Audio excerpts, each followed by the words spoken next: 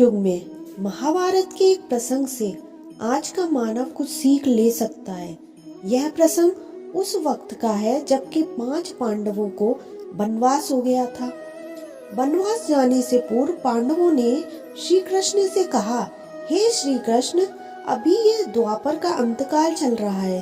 आप हमें बताइए कि आने वाले कलयुग में कली काल की चाल या गति क्या होगी और कैसे होगी। श्री कृष्ण कहते हैं, तुम 5 भाई वन में जाओ और जो कुछ भी दिखे वह आकर मुझे बताओ, मैं तुम्हें उसका प्रभाव बताऊंगा। 5 भाई वन में चले गए।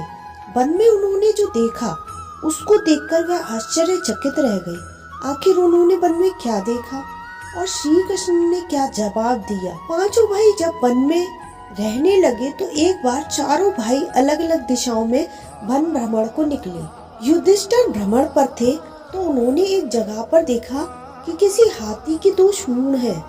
यह देखकर युधिष्ठिर के आश्चर्य का ठिकाना नहीं रहा।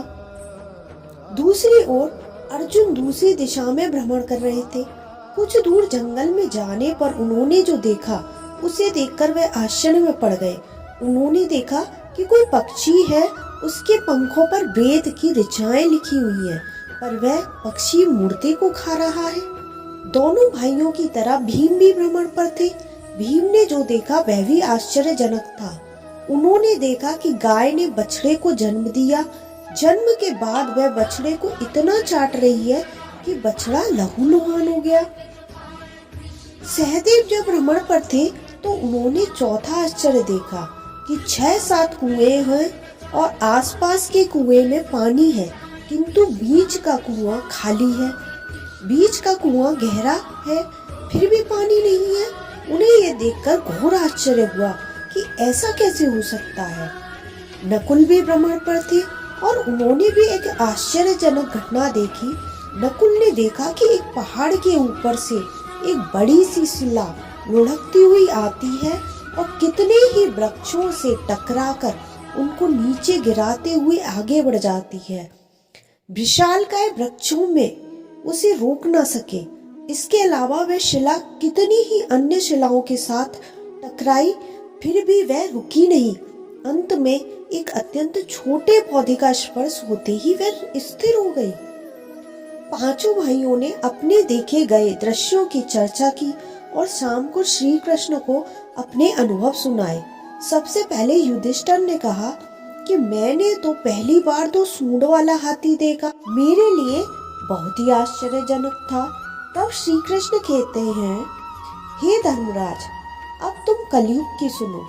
कलयुग में ऐसे लोगों का राज्य होगा जो दोनों ओर शोषण करेंगे, बोलेंगे कुछ और करेंगे कुछ, मन में कुछ और कर्म में कुछ। ऐसे ही लोगों का राज्य होगा, इससे तुम पहले राज्य कर लो। युधिष्ठिर के बाद अर्जुन ने कहा कि मैंने जो देखा वह तो इससे भी कहीं ज्यादा आश्चर्यजनक था। मैंने देखा कि एक पक्षी के पंखों पर वेद की ऋचाएं लिखी हुई हैं और वह पक्षी मुर्दे का मांस खा रहा है। तब श्री कृष्ण कहते हैं, इस प्रकार कलयुग में ऐसे लोग रहेंगे जो बड़े ज्ञानी और ध्यानी कहलाएंगे। वे ज्ञान की चर्चा तो करेंगे लेकिन उनके आचरण राक्षसी होंगे। वे बड़े पंडित और विद्वान कहलाएंगे, किंतु वे यही देखते रहेंगे कि कौन सा मनुष्य मरे और हमारे नाम संपत्ति कर जाए। हे अर्जुन, संस्था के व्यक्ति विचारेंगे कि कौन सा मनुष्य मरे और संस्था हमारे नाम से हो जाए। हर जाति धर्म के प्रमुख पद पर बैठे विचार करेंगे कि कब किसका श्राद्ध हो, कौन कब किस पद से हटे और हम उस पर चढ़े। चाहे कितने भी बड़े लोग होंगे, किंतु उनकी दृष्टि तो धन और पद के ऊपर ही रहेगी। ऐसे लोगों की बहुतायत हो, कोई बिरला ही संत पुरुष होगा। अर्जुन के सवाल के जवाब के बाद भीम ने अपना अनुभव सुनाया। भीम ने कहा कि मैंने देखा कि गाय अपने बछड़े को इतना चाटती है कि वह बछड़ा लहूलुहान हो जाता है। तब श्री कृष्ण कहते हैं, कलयुग का मनुष्य शिशुपाल हो जाएगा। कलयुग में बालकों के लिए ममता के कारण इतना करेगा कि उन्हें अपने विकास का अवसर ही नहीं मिलेगा। मोह माया में ही घर बर्बाद हो जाएगा। किसी का बेटा घर छोड़कर साधु बनेगा तो हजारों व्यक्ति दर्शन करेंगे, किंतु यदि अपना बेटा साधु बनता होगा तो रोएंगे कि मेरे बेटे को क्या होगा। इतना सारी ममता होगी कि उसे मोह माया और परिवार में ही बांध कर रखेंगे और उसका जीवन वही खत्म हो जाएगा। अंत में बेचारा अनाथ होकर मरेगा। वास्तव में लड़के तुम्हारे नहीं हैं, वे तो बहुओं की अमानत है। लड़कियां जमाइयों की अमानत है और तुम्हारा यह शरीर मृत्यु की अमानत है। तुम्हारी आत्मा परमात्मा की अमानत है। तुम अपने शाश्वत संबंध को जान लो बस। हे श्री कृष्ण। भीम के बाद सहदेव ने पूछा, मैंने जो देखा उसका क्या मतलब है?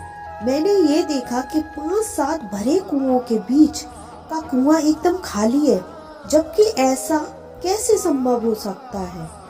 तब श्री कृष्ण कहते हैं कि कलयुग में धनाढ्य लोग लड़के लड़कियों के विवाह में, मकान के उत्सव में, छोटे बड़े उत्सवों लाखों रुपया खर्च कर देंगे, परंतु पड़ोस में ही यदि कोई भूखा प्यासा होगा तो यह नहीं देखेंगे कि उसका पेट भरा है या नहीं। उनका अपना ही सगा भूख से मर जाएगा और वे देखते रहेंगे। दूसरी ओर मौज, मदिरा, मांस, भक्षण, सुंदरता और व्यसन में ही पैसे उड़ा देंगे, किंतु किसी के 2 आंसू पोंछने में उनकी रुचि नहीं होगी।